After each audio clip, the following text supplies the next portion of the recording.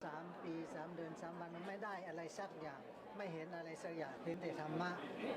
เห็นแต่ตัวเองเห็นแต่รูปเห็นแต่นามเห็นแต่สังขารเท่านั้นยังไม่ได้สำเร็จอะไรสักอย่างเลยโสดาก็ไม่ได้สำเร็จสกิทาคาอนาคาพระอรหันต์ไม่ได้สำเร็จอะไรสักอย่างเพียงแต่ได้เห็นธรรมได้วิเวกได้สงบจิตได้ฝึกฝนอบรมจิตใจตัวเองให้ดีขึ้นในโลกนี้ไม่มีอะไรอีกแล้วนอกจากทุกข์เท่านั้นพวกท่านทั้งหลายเอ๋ยอย่าโมประมาทกันเถิดอีกไม่นานพวกเราก็ต้องตายจากกัน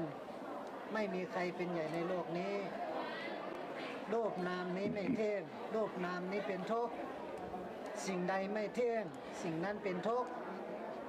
สิ่งที่เป็นทุกข์นั้นเราบังคับอยู่ไม่ได้ไม่ให้เกิดก็เกิดไม่ให้แก่ก็แก่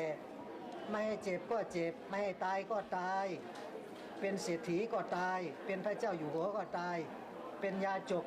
ราชายาจกก็ตายเป็นคนดีมีชั่วก็ตายเหมือนกันฉะนั้นเมื่อยังไม่ตายนี่มีชีวิตอยู่อายุสังขารโลกนามลมหายใจเข้าหายใจออกเรายังมีอยู่นี่อย่าประมาทเถิดเราเกิดมาพบรัตนแก้วเจ้าสามดวงอันประเสริฐมาพบพระพุทธศาสนาแล้วอย่าปล่อยปละละเลยอย่าเกิดมาเสียชาติเกิดอย่าเกิดมาเปลืองข้าวสุกอย่าเกิดมาทะเลาะกัน